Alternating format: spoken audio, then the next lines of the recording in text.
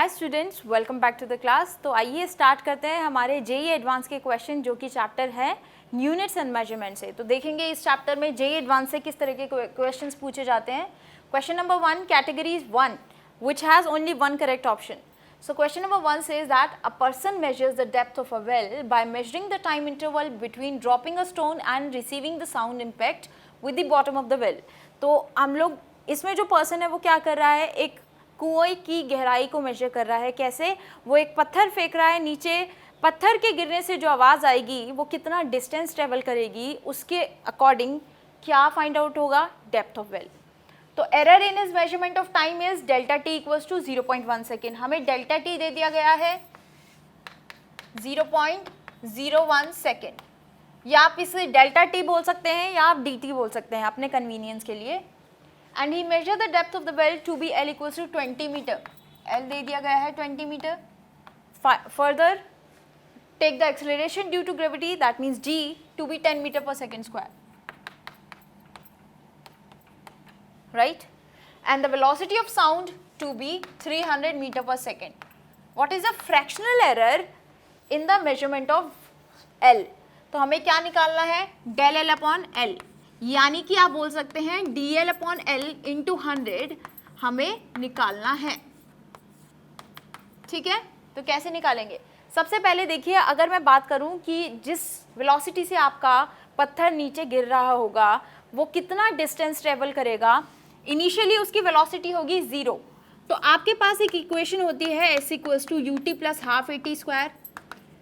Initially अगर velocity 0 है तो ये कंप्लीट टर्म क्या हो गई, 0, हाफ ए टी स्क्वायर। अब क्योंकि आपका पत्थर जा रहा है नीचे की डायरेक्शन में, तो आप ए को क्या लेंगे, g। तो यानी कि आपकी जो यहाँ से जो लेंथ आएगी that will be equals to half G T square, right. तो g, अब मैं यहाँ से अगर t की वैल्यू निकालूँ तो वो क्या होगी, T square equals to 2l upon g. और g की वैल्यू क्वेश्चन में दी गई है आपको 10 मीटर पर सेकेंड स्क्वायर। तो यहाँ से t की वैल्यू क्या आ जाएगी, under root 2 into L. L क्या है अभी नहीं पता है, अपॉन जी, जी है 10, तो ये आ गई अंडर रूट एल अपॉन 5। ये आ गया आपका टाइम यहाँ से।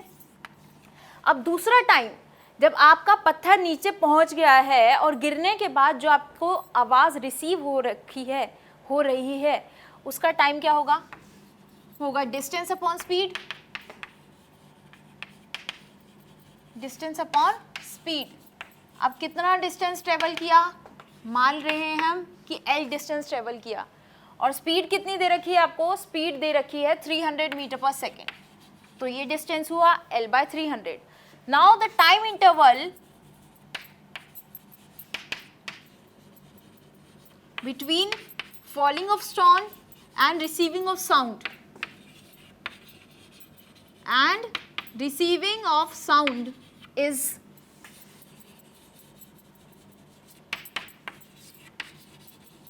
कितना होगा, ये दोनों टाइम आपके ऐड हो जाएंगे। तो एक है आपका टोटल टाइम कितना हो जाएगा, लिख देते हैं, time will be equals to under root L/5 plus L upon 300। क्योंकि मुझे निकालना है dl अपॉन एल, ये फॉर्मूला मेरे पास है L का, L equals to half G T square. अगर मुझे यहाँ से निकालना है dl अपॉन एल, तो यहाँ देखिएगा dl अपॉन एल का फॉर्मूला आपका क्या हो जाएगा, dl upon L into 100 equals to 2 into delta T upon T into 100। ये फॉर्मूला बनेगा आपका।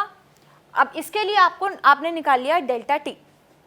ये जो टी निकल के आया, यहाँ से अगर मैं इसे डिफ्रेंशिएट करूँ इस इक्वेशन को, तो इक्वेशन क्या बनेगी, डी टी इक्वल्स टू, ये है आपका 1/√2 और ये है 1/√5। 1/√5 constant, 1/2 under root L plus L upon D L upon 300। Differentiate कर दिया आपने। अब आपके पास जो इक्वेशन बन के आई है, डी टी आपको क्वेश्चन में ऑलरेडी गिवन है, विच इज 0.01 सेकेंड। तो यानी कि 0.01 it is equals to dl, यहाँ से कॉमन ले लीजिए, आपके पास बचा क्या, 1/√5 into 2 into under root L. अब l आपको क्वेश्चन में दिया गया है 20 मीटर, तो ये आपका हो गया 20 मीटर प्लस dl अपॉन 300। अब एक काम कीजिए, यहाँ से dl को कॉमन ले लीजिए, सब कुछ यूज हो गया, मैं इसे इरेज कर देती हूँ। अब 0.01 इक्वल्स टू dl आ गया कॉमन, तो आपके पास यहाँ क्या बचा, 1/2 √5 √20, √20 क्या होता है 2√5, तो 2√5 multiply √5 that will B 5 and 5 multiplied by 4 that will B 20। सो ये हो गया 1/20 प्लस 1/300 इंटू dl। ठीक है, तो यहाँ से आपके dl की वैल्यू क्या होगी, ये हो जाएगा आपका 300 और 20 का LCM 300, 15 plus 1, so dl that will be 0.01 into 300 upon 16, that is your dl। ठीक है, अब आपके पास आ गई है dl की वैल्यू, पर हमें क्या निकालना है, हमें निकालना है dl upon l into 100।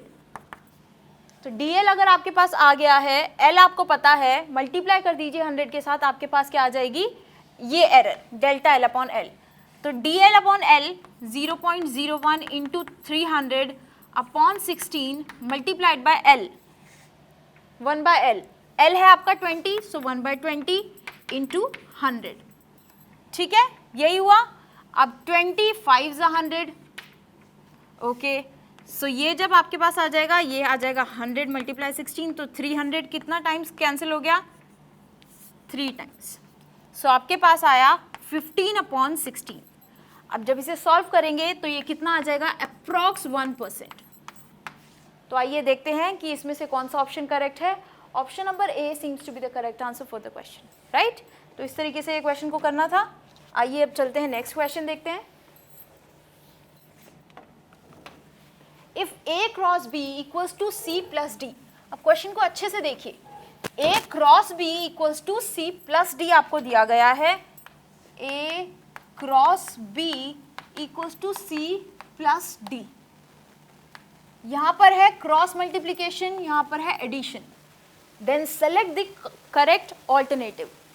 b is parallel to c plus d, a is perpendicular to c, component of c along a is component of d along a, और component of c along a equals to minus component of d along a।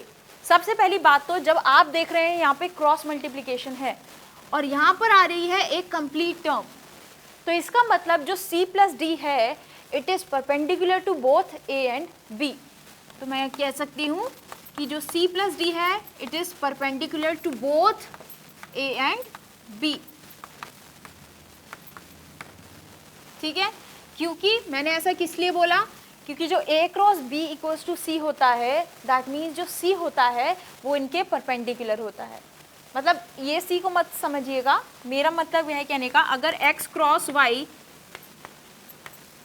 Equals to z है तो ये जो z होता है ये इन दोनों के परपेंडिकुलर होता है, नॉर्मल होता है।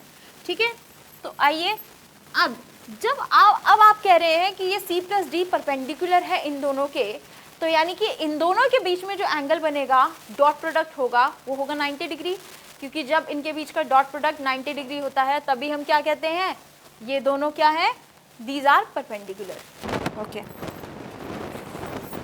Okay, now since c plus D is perpendicular to both a and b, तो हम क्या कह सकते हैं, इनका डॉट प्रोडक्ट जो होगा वो होगा 0।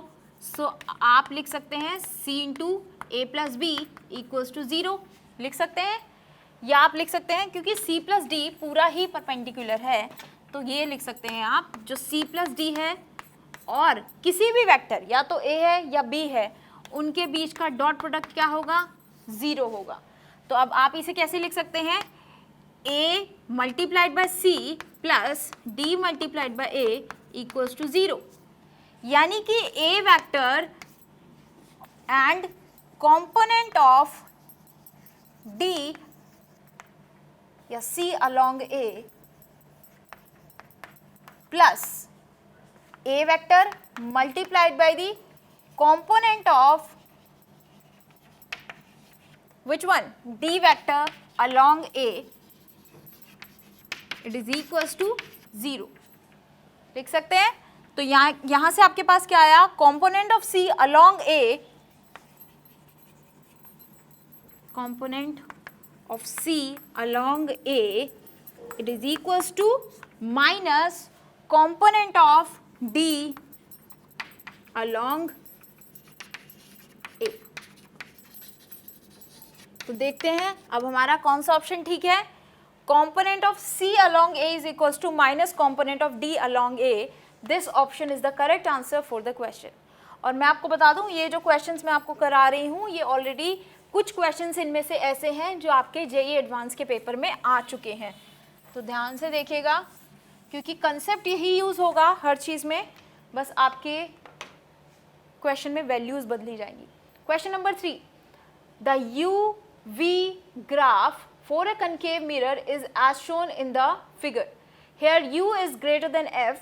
A line passing through origin of slope L cuts the graph at point P. Then coordinates of P are what? ये जितने भी यहाँ पर mu बने हुए हैं, it is not mu, this is U. This is U. Okay?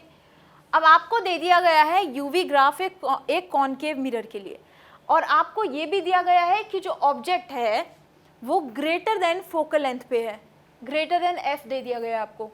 अब दूसरी चीज़ यहाँ बोली गई है it cuts the graph at point P passing through the origin,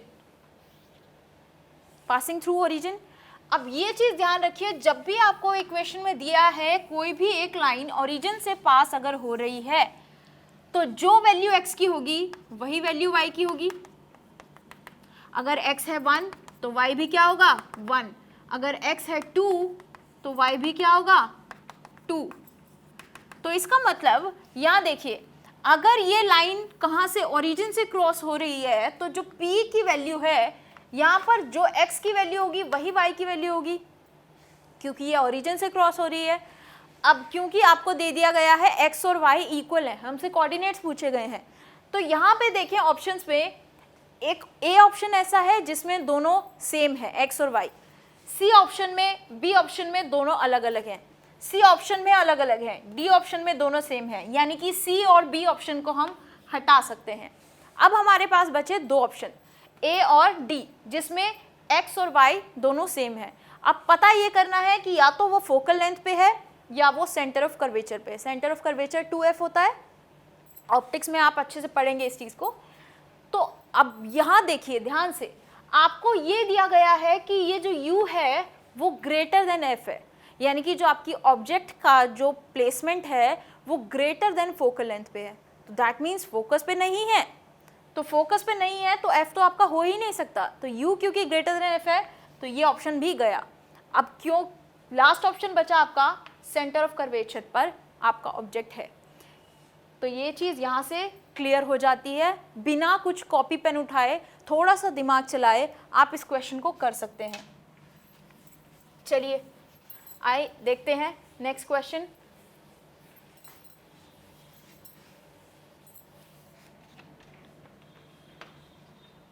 The xy plane is the boundary between two transparent media.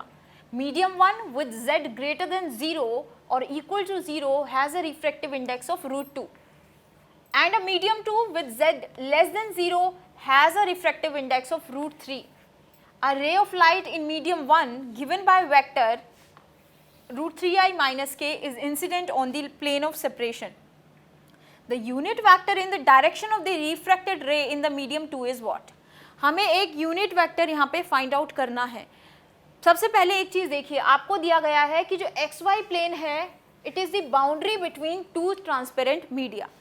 एक x plane है एक Y plane है, तो तीसरा प्लेन जो इनके परपेंडिकुलर होगा वो क्या होगा, वो होगा जेड एक्सिस. तो और यहाँ पर आपको दिया गया है जेड की टर्म्स में कि जो मीडियम 1 है उसके लिए जेड ग्रेटर देन 0 है, जो मीडियम 2 है उसके लिए जेड लेस देन 0 है.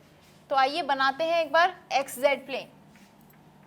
ये है आपका जेड एक्सिस, ये है आपका एक्स एक्सिस. ठीक है. अब आपको क्वेश्चन में दिया गया है z ग्रेटर देन 0 के लिए, यानी कि z पॉजिटिव के लिए रिफ्रैक्टिव इंडेक्स क्या है, √2. तो यहाँ पर आपका जो μ1 है वो है √2. और z नेगेटिव के लिए and medium 2 with z less than 0 has a refractive index of √3. तो ये जो एक्सिस है ये पॉजिटिव है, अच्छा एक काम कर सकते हैं, इसे ले लीजिए आप एक्स एक्सिस, इसे ले लिए जेड एक्सिस। तो अब z पॉजिटिव के लिए म्यू है आपका √2 और z नेगेटिव के लिए म्यू है आपका √3। एक मीडियम 1 है, ये मीडियम 1 है, ये है मीडियम 2। अब ये कह रहे हैं कि एक लाइट जब मीडियम 1 से मीडियम 2 में जाती है तो वो रिफ्रैक्ट हो जाती है, बट हमें नहीं पता कौन से एंगल पे रिफ्रैक्ट हो रही है, क्या हो रहा है, कुछ नहीं। हमें सिर्फ ये इक्वेशन दी गई है √3i - k। मैं इक्वेशन लिख लेती हूँ, a = √3i - k, यानी कि ये जो है ये x एक्सिस को डिनोट कर रहा है और ये z एक्सिस को। अब देखिए, अगर मैं यहाँ से निकालना चाहूँ slope, y = mx + c equation आप सबने सुनी होगी, सुनिए। या मैं बोलूँ एक स्लोप का आपका फॉर्मूला होता है m = component of y upon component of x होता है। ये तब होता है जब आपके पास एक्स वाई प्लेन हो, पर अब आपके पास है एक्स जेड प्लेन। तो यानी कि जिस पे हमें एंगल देखना होता है, अभी हमें किसके साथ एंगल देखना है, जेड एक्सिस के साथ, क्योंकि आपको क्वेश्चन में दिया गया है एक्स वाई जो प्लेन है वो है एक बाउंड्री। तो basically we are dealing with the Z plane. तो यानी कि आपको बात कर रहे हो आप जेड एक्सिस के साथ। एक्स जेड प्लेन में क्या होगा, आपके स्लोप की वैल्यू क्या होगी, जिसके साथ हमें एंगल निकालना होता है उसको हम रखते हैं नीचे डिनोमिनेटर में।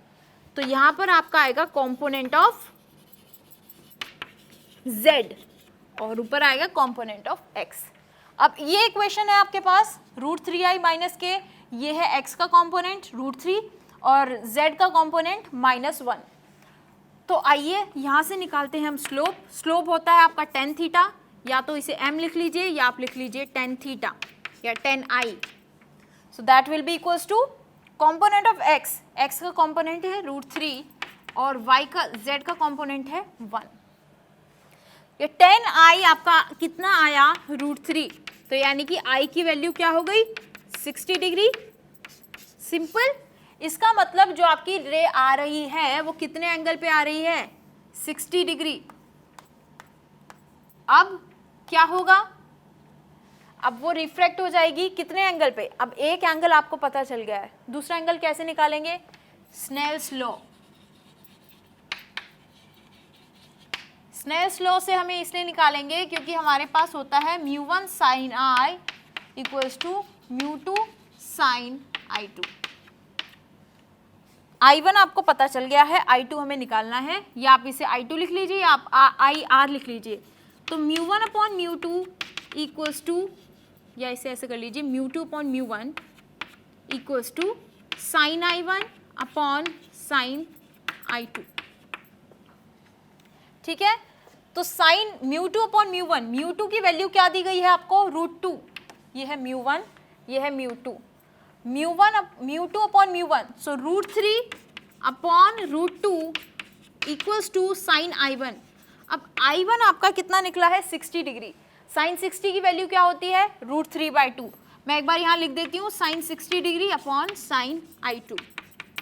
साइन I2 की वैल्यू क्या होगी यहाँ से, साइन 60 यानी कि √3/2 मल्टीप्लाइड बाय √2/√3।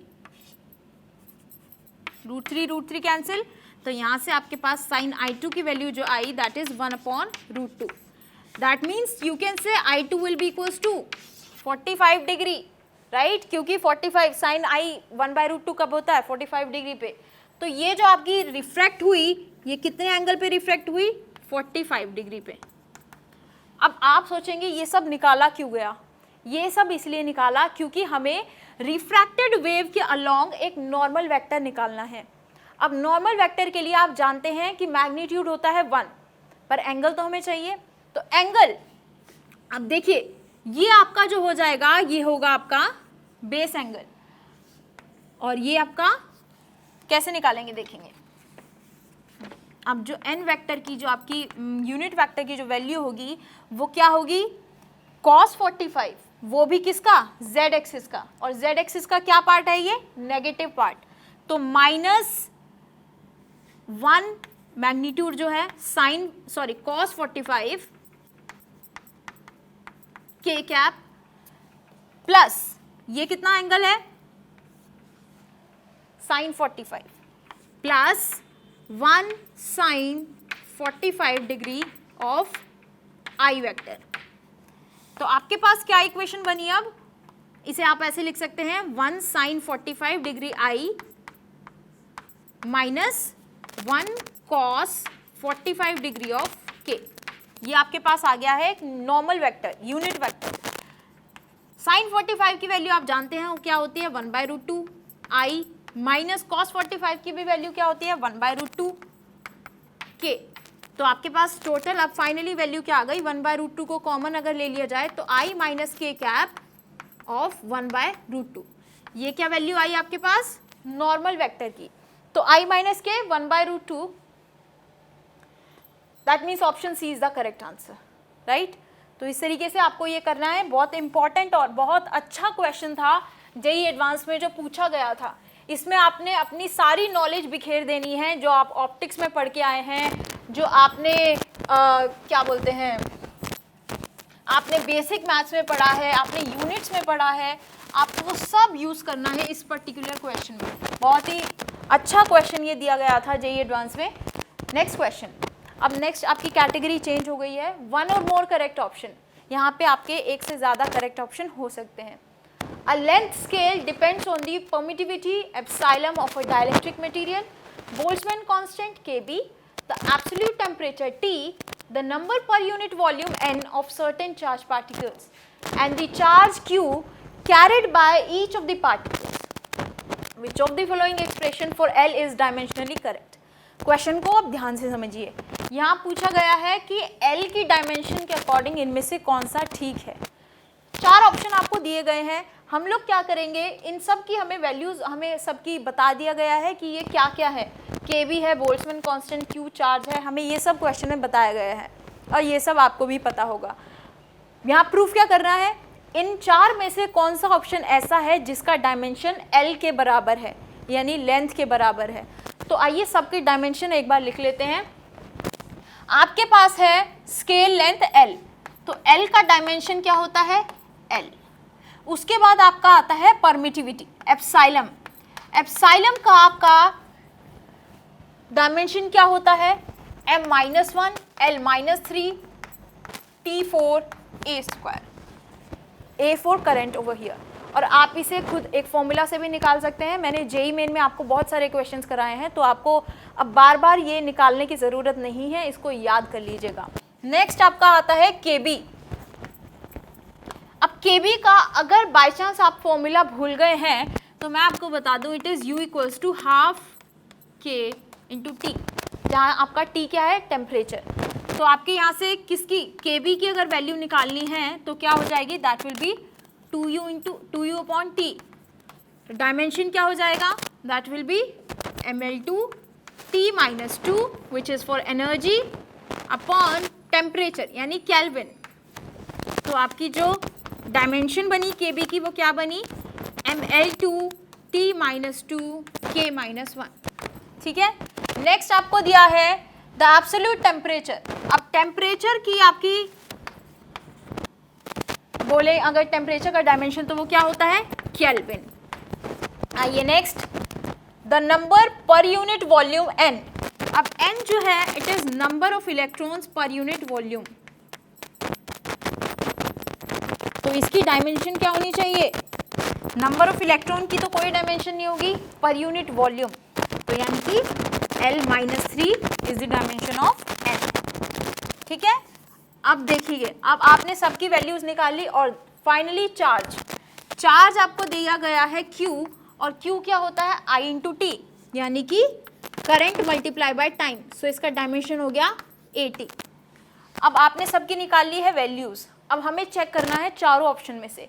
पहला ऑप्शन है L equals to under root of n² upon epsilon not KB into T. ठीक है।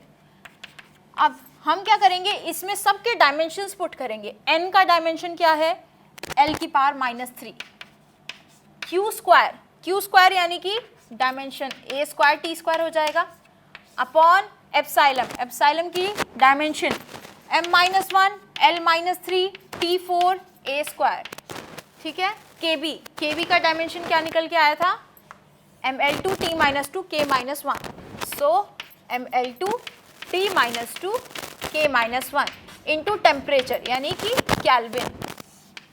तो ये क्या आ गया आपके पास फॉर ऑप्शन नंबर 1। हमें क्या चेक करना है, क्या इसकी डायमेंशन लेंथ के बराबर है, अगर यस तो ये करेक्ट होगा, अगर नहीं तो ये करेक्ट नहीं होगा। ये देखिए अब k-1 k कैंसिल आउट, उसके बाद क्या कैंसिल हो रहा है यहाँ पर t4, अब 4 - 2 2 और 2 से 2 कैंसिल यानी कि ये t भी कैंसिल, a स्क्वायर भी कैंसिल। अब आपके पास क्या बचा m-1 और +1 ये भी कैंसिल, l-3 ये भी कैंसिल। आपके पास बचा क्या √1/L², तो यानी कि 1/L और l-1, ये आपके पास क्या आई डायमेंशन, बट डायमेंशन क्या होनी चाहिए थी l, हमें क्या मिली l-1, यानी कि ऑप्शन गलत है, ठीक है। इसी तरीके से बी में चेक कीजिए, इसी तरीके से सी में चेक कीजिए, इसी तरीके से डी में चेक कीजिए। आपको अगर मैं एक एक का करके दिखाऊंगी तो वो बहुत टाइम हो जाएगा, तो एक काम करेंगे हम लोग इसी तरीके से आगे बढ़ेंगे। मैं एक ऑप्शन उठा के देख लेती हूँ, सी ऑप्शन ले लेते हैं। तो चलिए एक बार सी ऑप्शन के लिए ओके अब देखते हैं। चलिए एक कोई भी ऑप्शन उठा लेते हैं, मान लीजिए मैंने अब उठा लिया डी, तो डी क्या है L =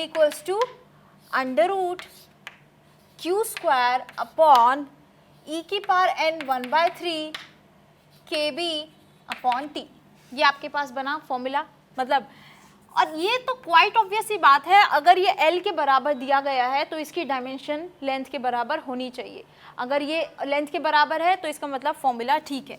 तो आइए Q² क्या है a² t², डायमेंशन इसकी e यानी कि एप्सिलम की value dimension m-1 l-3 t4 a² and then n की पावर 1/3। अब n की यूनिट क्या है l की पावर -3, तो n की पावर जब n की है यूनिट l की पावर -3, तो n की पावर 1/3 क्या होगी l की पावर -3 इंटू 1/3, तो यानी कि जो अब आपकी n की वैल्यू आएगी वो होगी -1, ठीक है। अब आपके पास क्या बचा kb का क्या यूनिट है dimension ml2 t-2 k-1 and then temperature यानी कि केल्विन से मल्टीपल। अब ये दोनों कैंसिल आउट और क्या कैंसिल आउट, m और m कैंसिल आउट, a² भी cancelled, t4 - t2 and then t² ये भी कैंसिल। अब आपके पास क्या बचा l2 - 1/√L की पावर -3 -1 + 2 ये आपके पास बचा। तो that means you are getting 1/L की पावर -3 - 1 -4 + 2 -2, और या फिर आप इसे लिख सकते हैं √L² लिख सकते हैं। तो यहाँ आपकी डायमेंशन क्या आ गई L के बराबर, और क्या प्रूफ करना था, यही प्रूफ करना था। इसका मतलब ये इनमें से एक ऑप्शन तो है करेक्ट है। इसी तरीके से आपको सी और बी का भी चेक करना है, जो आपका करेक्ट हुआ उसी पे आप करेक्ट टिक मार्क कर देंगे, क्योंकि ये जो कैटेगरी है 1 और मोर देन करेक्ट। तो आइए इसी तरह के क्वेश्चन हम लोग सॉल्व करेंगे अपने आने वाले सेशन में in the next round. Okay.